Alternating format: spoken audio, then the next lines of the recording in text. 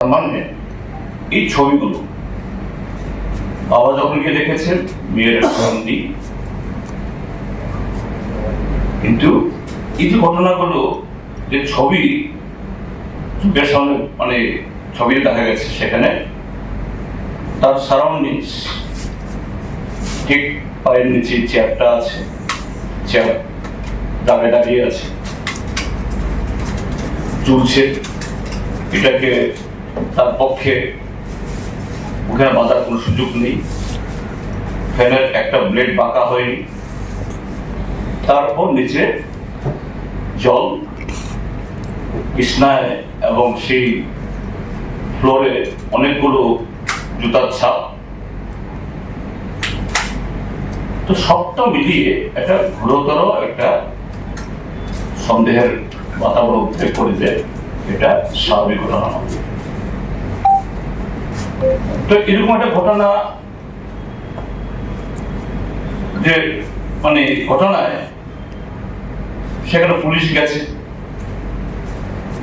দমকল গেছে,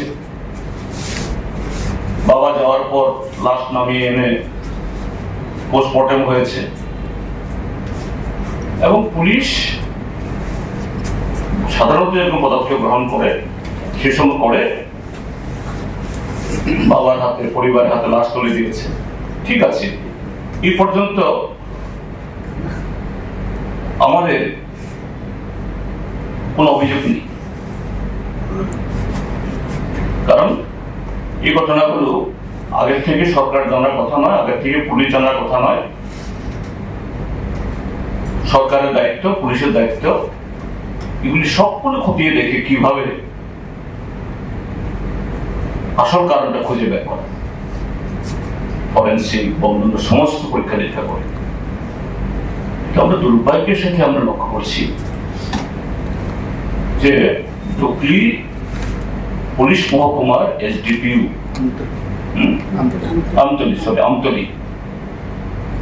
আমতলী পুলিশ মহকুমার এসডিপিইউ বলেছে এটা আত্মহত্যা, এবং মিডিয়ার কাছে একটা খবর রটিয়ে দিয়েছে এটা প্রেমজনিত, এবং এটাকে এস্টাবলিশ করার জন্য একজন যুবককে গ্রেফতারও করা হয়েছে, রিমান্ডেও নেওয়া হয়েছে, তাকে জেলে নিক্ষিপ্ত করা হয়েছে। হ্যাঁ, ঠিক আছে, সে যুবককে গ্রেফতার করা সন্দেহভাজন পুলিশ করতেই পারে, করা দরকারও, এবং তার সাথে মিডিয়াগুলোকেও যেটা দেখতে পেয়েছি বা আজকেও সেখানে যারা প্রতিবেশীরা বলছেন, এই যে ছেলেটাকে গ্রেফতার করা হয়েছে সে নাকি ওই ঘটনা হওয়ার প্রায় ঘন্টাখানেক আগে গিয়ে সেখানে গেটে গিয়ে, এটা মেয়েদের হোস্টেল যেহেতু দারোয়ান বন্ধ থাকে রাত্রিবেলা, বারবার চেষ্টা করেছে দরজা খুলুন, একটা খবর আছে, এখানে একটা উমুক আছে, যদি তাকে বাঁচানো দরকার। অর্থাৎ যেভাবেই হোক, এটা সত্যি মিথ্যা কতটুকু জানি না, অর্থাৎ ছেলেটা খবর পেয়েছে, হয়তোবা সে মেয়েটার উপরে কেউ থ্রেট করছে, কেউ এসব করছে, মেয়েটা বোধ হয় ভয়ে এই ছেলেটাকে বলতে পারে। এটা হলো বাইরে থেকে শোনা। তো পুলিশ এই ঘটনায় সে ছেলেটাকে গ্রেফতার করেছে, এটা মিটিং করেছে বলছি না, তাকে যদি তার প্রেমজনিত সম্পর্ক থাকে বা অন্য কোনো সূত্র পেয়ে থাকে করতেই পারে। কিন্তু এই ঘটনার পর যে পরপর যে কতগুলো প্রশ্ন উঠে আসছে, আমরা জিজ্ঞেস করলাম শান্তিনিকেতন মেডিকেল কলেজ, যে কলেজে এই মেয়েটা 2 বছর ধরে চাকরি করছে, 10 তারিখ রাত্রিবেলা ঘটনা, 11 তারিখ গেল, 12 তারিখ গেল, 13 তারিখ গেল, আজকে 14 তারিখ, প্রায় 4 দিন হয়ে গেল। তারা কি কেউ এসেছেন আপনাদের বাড়িতে? না। শান্তিনিকেতন মেডিকেল কলেজ, যে কলেজে এত বড় একটা নৃশংসতম ঘটনা ঘটলো, একজন লোকও সেখানে আসলেন না। তো এই ক্ষেত্রে কি সিদ্ধান্ত উপনীত হয়? শান্তিনিকেতন কলেজ এমনিতে এই কলেজের সৃষ্টি থেকেই বিতর্কিত। যদিও পূজার সাথে একটা খুন বা আত্মহত্যা রিলেট করা ঠিক নয়,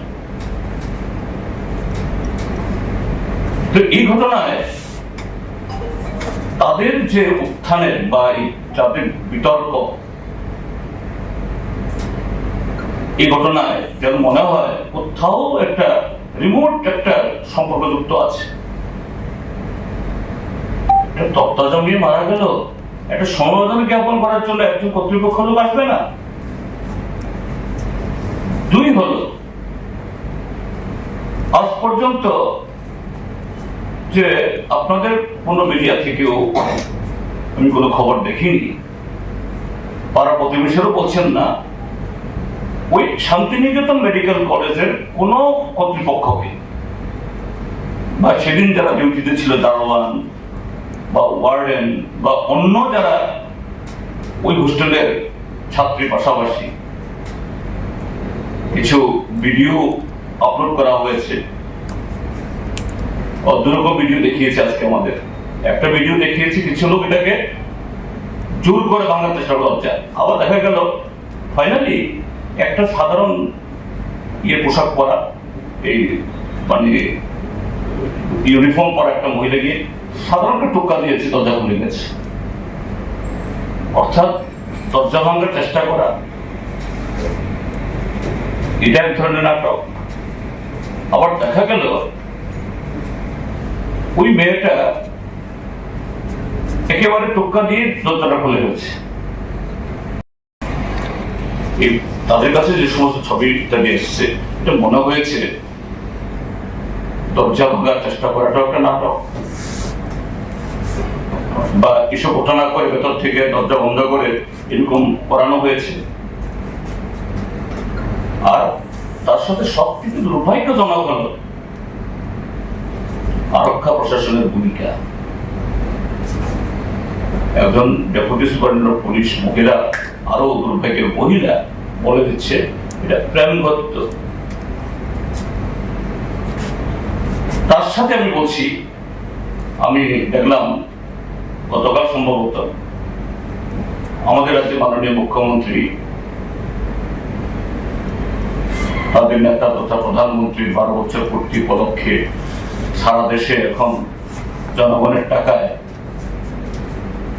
তাদের প্রচার চালাতে হবে, সে উদ্দেশ্যে এখানে তাদের রাজ্য দপ্তরে একটা সাংবাদিক সম্মেলন করেছেন। তিনি সমস্ত ক্ষেত্রে বলে থাকেন জিরো টলারেন্স, কাউকে ছাড়া হবে না।